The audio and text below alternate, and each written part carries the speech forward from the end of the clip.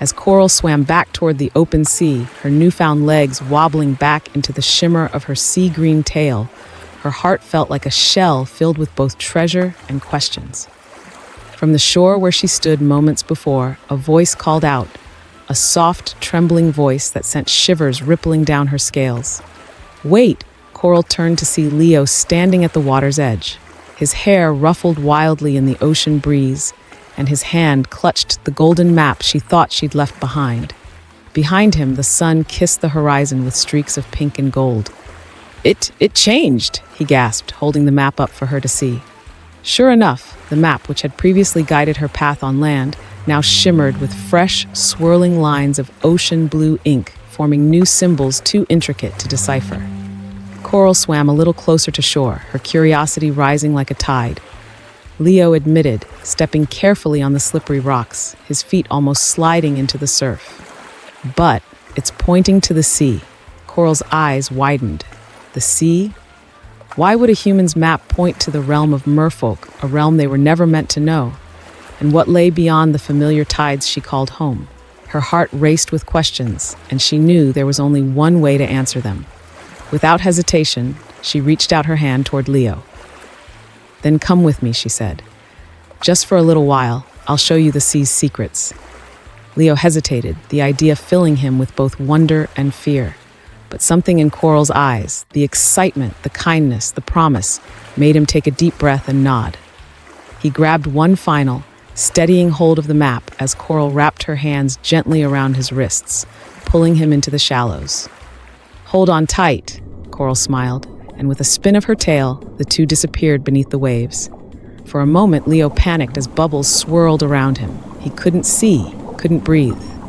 But then Coral pressed a glowing shell to his chest, and suddenly the ocean became a world of dazzling clarity. He could breathe as easily as if he were standing on land.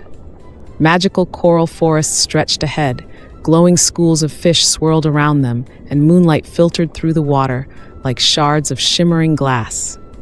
It wasn't long before Coral and Leo discovered that the map hadn't just changed, it had come alive. The glowing ink began to move, leading them deeper into uncharted waters. Passages twisted through underwater caves where sharp, glimmering crystals lined the walls. An eerie echo followed them. "That way," Coral pointed, swimming ahead. Suddenly, a sound made her freeze. A low, guttural rumble, a predator's growl. Before Leo had time to ask what was wrong, he saw massive shadows circling the cave mouth. Coral," he whispered, his voice shaky. She grabbed his hand tightly, her grip firm and protective. From out of the shadows emerged two massive creatures, deep-sea eels with iridescent scales and glowing yellow eyes. Their jaws gleamed with rows of razor-sharp teeth, and they snarled at the intruders. "Who dares disturb the crystalline caverns?" growled one of the eels, its voice booming with authority. Coral tried to remain calm. "We're following a map," she explained, holding it up. "A map that brought us here." The smaller eel slithered closer, its body coiling in ominous spirals. "A map, you say? Perhaps the sea itself sent you, but no one enters the Sapphire Hollow unchallenged."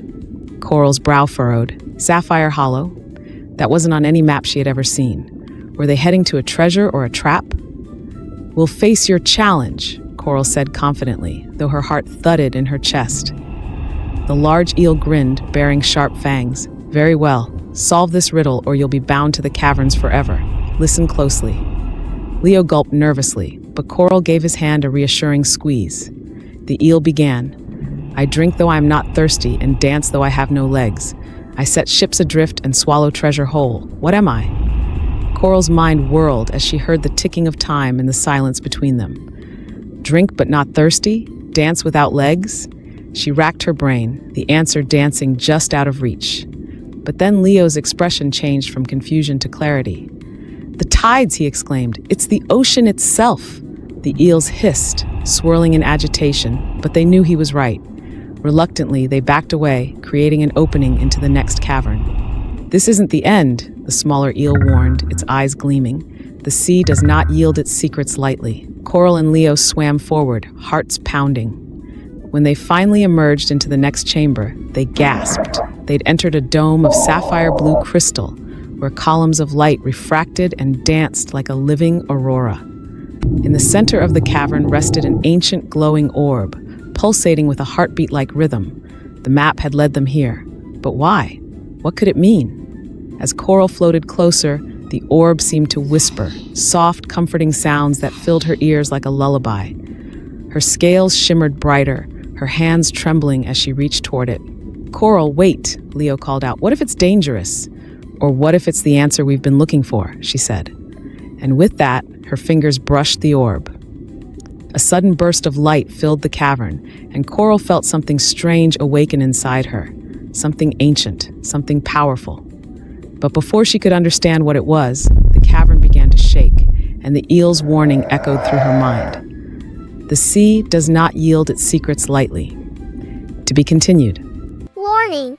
Horror anime videos may cause extreme giggles, sudden learning, and the urge to talk to your pets. Side effects include happiness and asking for just one more episode. Don't say I didn't warn you.